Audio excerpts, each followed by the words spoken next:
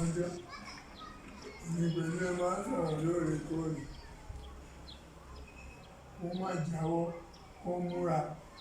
kó jẹ́ ká gádà ara wa together ẹ̀sìn kan tó tọ́ ìyá máa jẹ́ àlàáfíà jẹ́ torí kankan torí tá a bá tètè kára má sì fi ara wa àwọn ọmọ tá a bí lédè ní ìyàyà tó bọ́ sí wọn lórí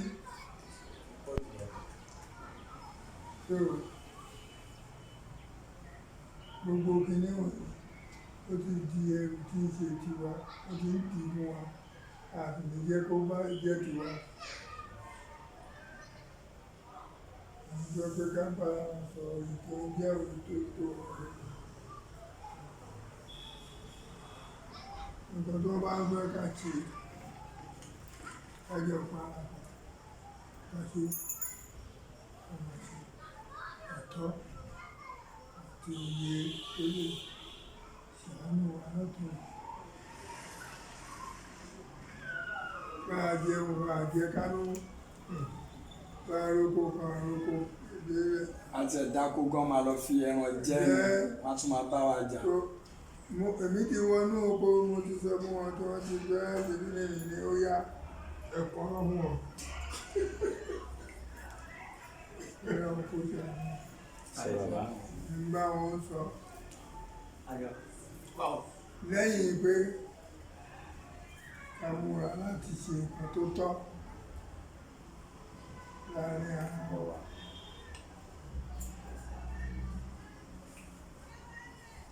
Torí ìlú wà pẹ̀lú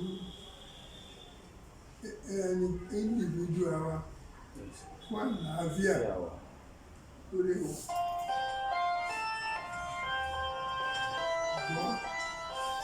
Ìlú náà ni wà tó bẹ̀ ká máa ṣe kájọ pé ó dúró. Gbogbo ìgbà kíláwà sà àti sáyẹn mi wà fúnlẹ̀ Yorùbá àgbówó ìṣúlọ́wọ́ ẹni bọ́jú. Bọ̀ mo kàn nígbàgbọ́ pé nǹkan tá à ń ṣe kò ń ṣe nǹkan tí agbára wa ká tí ó bá ṣe ń pé ọba Ọlọ́run Elédùmarè tó dá wa àtàwọn onílẹ̀ wọ́n ti kó oríṣiríṣi àwọn ẹ̀mí kan tó jẹ́mi àìrí tí ó kì í jẹ́ kéèyàn wọ ẹ̀yìn wò tí èèyàn bá ń jagun wọ́n ti kó sí wa níbi kan sàwá fún ara kọ́ là ń kọ̀ọ̀tù ara wa dé sẹ́nu ara ni. So nínú àánú Ọlọ́run kò ń ṣàwàlá lágbára tó yẹn láti máa lọ fèsì àwọn pípẹ́ pẹ̀lú nǹkan tó ń because tẹ́ bá wọnú mọ́tò wa àní ìbọn àní nǹkan kan ju àwọn nǹkan àṣírí ẹ̀yin àgbàlagbà tẹ́jogún fún wa tá máa lọ fi ń bá wọn fà á lọ. So dáwọ́ sí alọ sábẹ́kúta ní last week a lọ ṣe rally ọlọ́pàá ọmọ Yorùbá ló yìnbọn fún wa ìṣó mẹ́rin ló yìn níbẹ̀ yẹn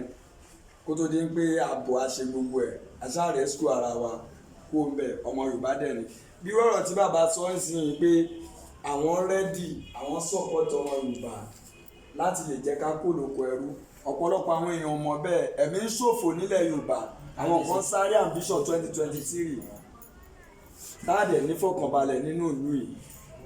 ọ̀pọ̀lọpọ̀ ọba kan náà support wa bẹ́ẹ̀ which is ọba orílẹ̀ kéńtà tẹ́jú oṣó ní last week lẹ́yìn mímú alọ pẹ̀lú àwọn boys mi lálọ́ pàdé bàbá yẹn wọ́n rọ́ọ̀pù bàbá yẹn wípé ó ṣe 419 wọ́n láti wá gbé látàfin tó gbé lọ sí Àbújá kó tó di pé last week ni bàbá yẹn ṣẹ̀dẹ̀ tá lọ pick ẹ̀ ní airport.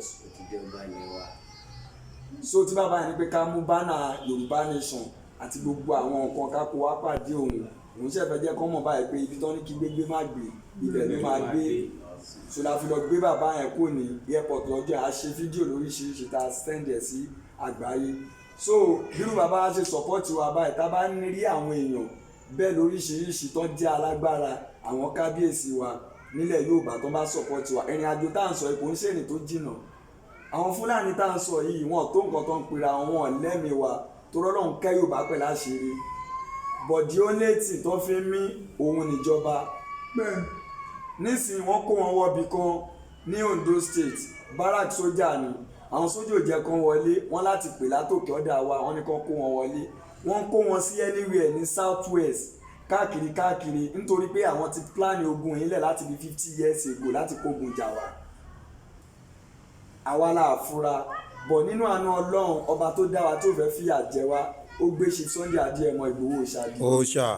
láti lè ṣe kíni láti lè protect Ghana because tó bá jẹ́ pé towó ni àbí téèyàn mímọ̀ àbí ti nǹkan kan Ọlọ́run ti ṣe nǹkan táwọn ènìyàn fẹ́ fún wọn bọ̀ àlàáfíà ilẹ̀ Yorùbá ó jẹ wọ́n lógún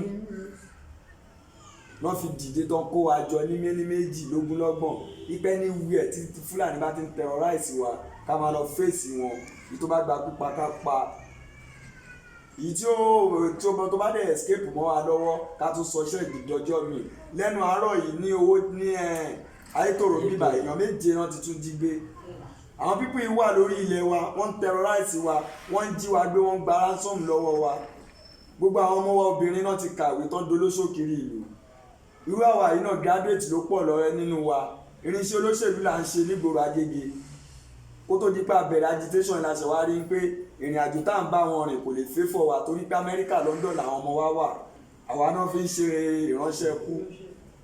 ẹni tọ́wọ́ ẹ̀ bá mọ́ tó bá fẹ́ ṣe nǹkan dáadáa fún ìlú kò ní pé èèyàn kan bóun ṣe competition lórí ipò wípé ká lọ pa kóun ba lè débẹ̀ ní last week àbá ti gba Yorùbá nation ká wà nínú òmìnira wa báyìí ká ti máa yọ̀ wọ́n pe bàbá Ọbásanjọ́ pẹ̀lú Ayọ̀ Adébánjọ wípé àwọn ọmọ tó ń dà lóru ìkíni nǹkan tó ń fẹ́ ní United Nations wọ́n débẹ̀ wọ́n ní restructuring náà fẹ́ ní nǹkan tí àwọn gbọ́ tó ń sọ àtúntò tán dẹ̀ ti ń ṣe látọ̀dún yìí tí kò wọ̀ àwọn yẹn wá lé wọn pé àwọn táwọn ń gbọ́ nǹkan tó ń sọ yẹn pé kò ń ṣe ọ̀rọ̀ nǹkan tó ń sọ nílé ìṣòro àtúntò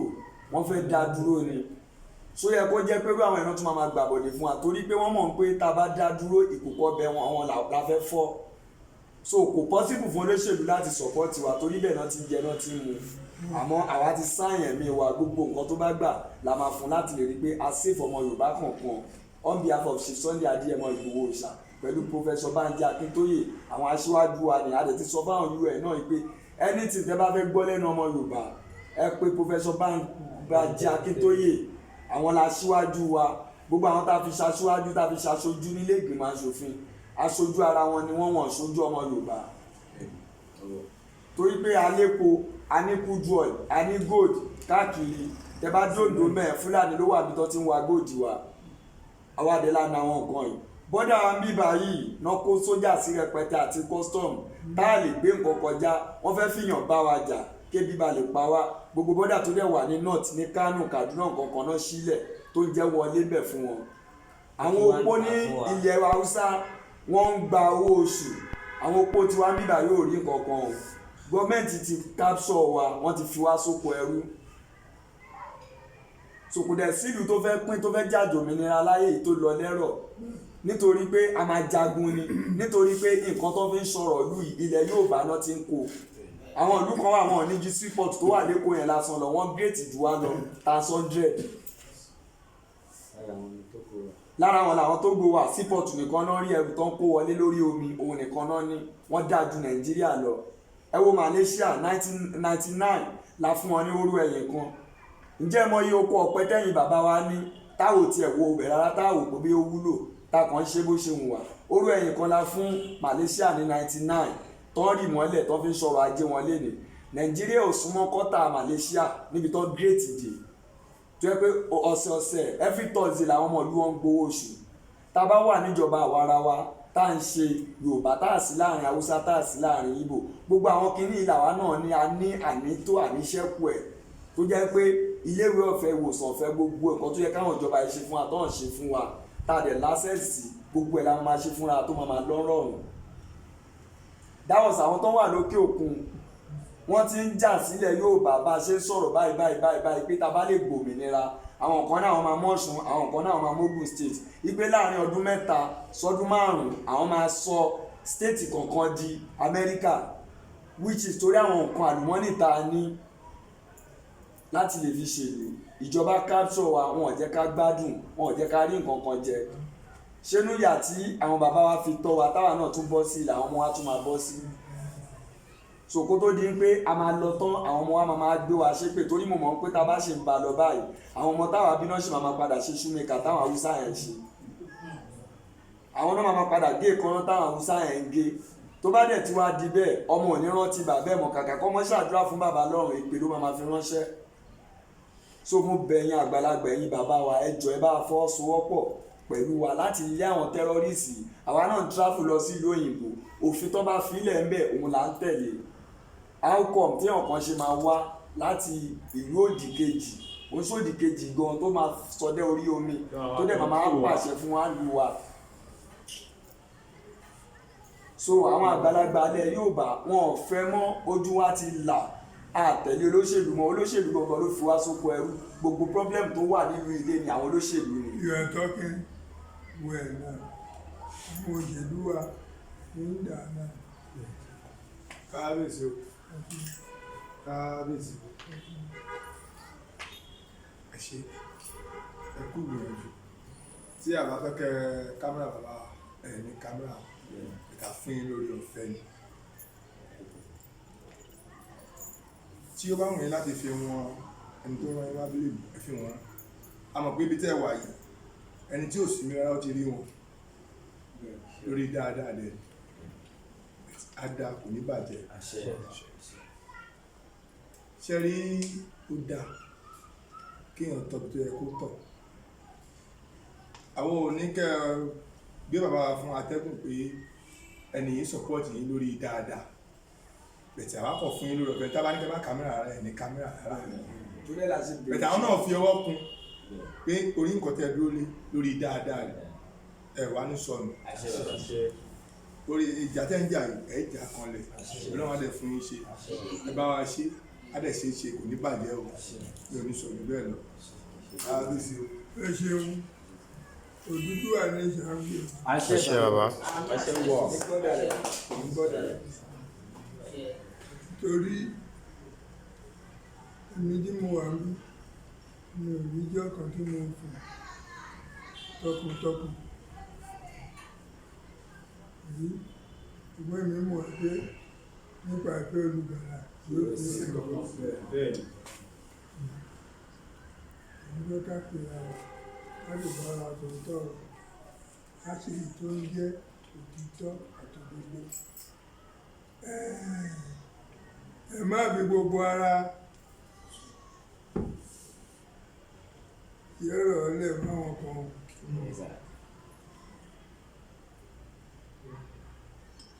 Ìyẹn ni mo ń bá yín sọ. Àwọn tó ń bá yín sọ̀rọ̀ kan wà ó tó ń fẹ́ yín lójú tó ń fẹ́ yín nínú ìlú àdẹ̀rọ̀ ẹ lọ́wọ́. Ẹ bá wa múra tì í. Ẹ sọ pé ẹgbọ́n náà ní kẹ́sì fún. Káṣí ìbọ̀dá ni Odùduwà gbé wa. Odùduwà gbé wa. Odùduwà gbé wa.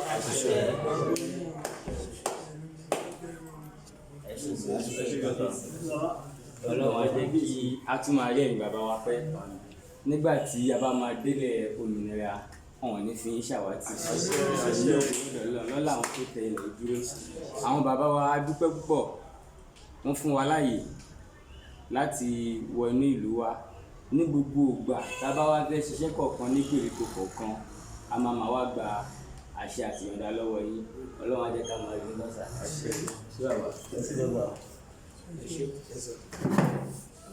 Àdúrà gbà ó ti jà tẹ́ni.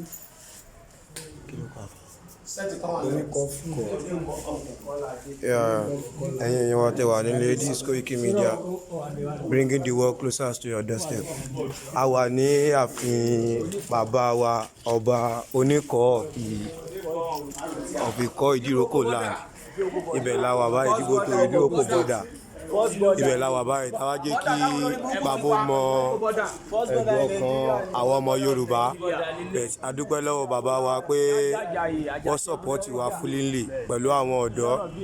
Wọ́n sọ̀pọ́tì wa pé ká máa lọ kò ní ṣe o kò ní sí ọkàn. Once again this Koiki Media bringing the world closer to your doorsteps.